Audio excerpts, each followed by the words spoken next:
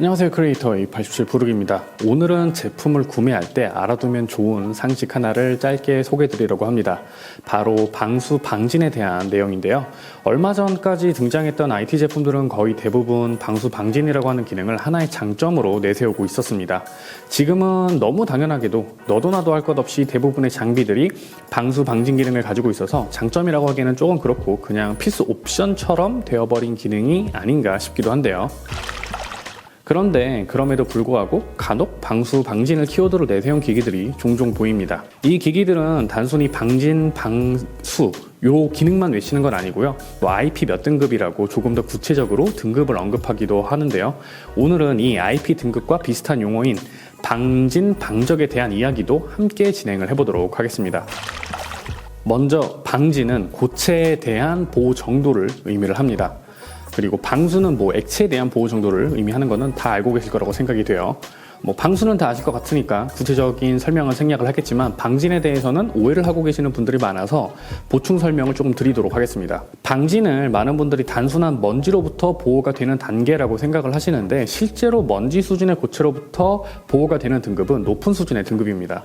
낮은 단계의 경우에는 50ml, 1mm까지의 고체에 대한 보호만 해당을 하고요. 이 등급은 곧 제가 따로 설명을 드리도록 할게요. 자, 먼저 IP 등급표에 대해서 말씀드리겠습니다. IP 등급을 표기할 때는 보통 IP라고 하는 글자 뒤에 숫자 2개가 붙습니다. 예를 들어서 IP16 등급, IP68 등급 이런 식으로 말이죠. 여기서 IP는 인터내셔널 프로텍션의 약자이고요. 그리고 앞자리의 숫자는 방진 등급을, 뒷자리의 숫자는 방수 등급을 나타냅니다. 참고로 이 IP 등급의 시험 비용은 한국산업기술시험원이라고 하는 곳에서 진행을 하고요. 비용이 약 64만 원 정도가 든다고 합니다. 이 가격은 연도별로 변경이 될 수도 있기도 해요.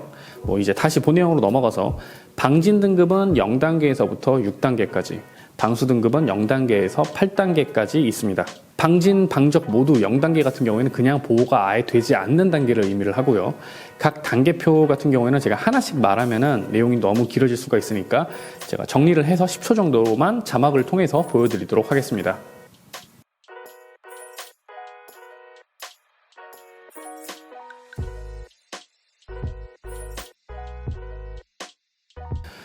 자, 모두 등급표를 보셔서 아셨겠지만 방진, 방수에 대한 최고 등급은 IP68 등급 표기를 받게 됩니다. 보통 우리가 생활 방수, 방진 등급이라고 하면은 이제 IP54 정도의 수준이라고 어느 정도 좀 생각을 해주시면 될 것 같고요. 그리고 조금 더 높은 수준이라고 한다면은 IP67 등급 이상부터 높은 등급이다라고 생각을 해주시면 될 것 같습니다.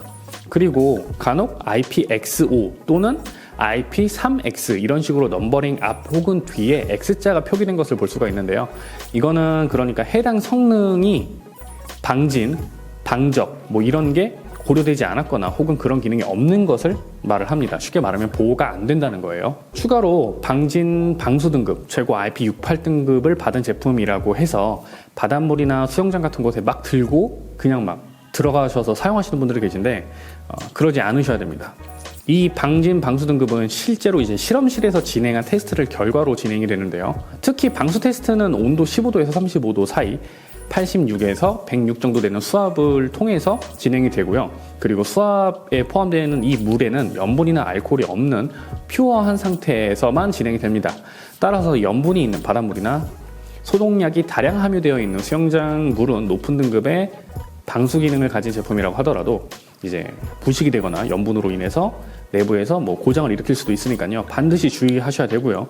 이거는 스마트폰뿐만 아니라 고프로, 액션캠 이런 것들이 다 포함되는 내용입니다. 그러니까 이러한 내용을 숙지를 하시고 방진, 방수를 나타내는 상세 페이지나 광고를 보시게 된다면 보다 객관적으로 제품을 평가하고 판단해서 이제 구매 여부를 결정을 할 수가 있으실 것 같습니다.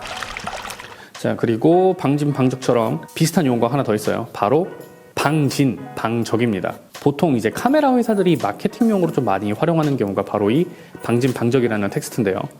카메라와 렌즈 같은 경우에는 이제 방수가 좀 어렵기 때문에 방수, 방진, 방진, 방수 이런 거 대신에 방진, 방적이라는 용어를 많이 사용하게 됩니다. 근데 이게 굉장히 애매한 용어예요. 물론 이제 방수가 되는 카메라 바디나 렌즈도 있어요. 뭐 대표적으로 앞서서 말씀드린 고프로와 같은 액션캠류가 있을 수가 있겠고요. 뭐 하우징을 씌우면 당연히 방진 방수 다 되겠죠.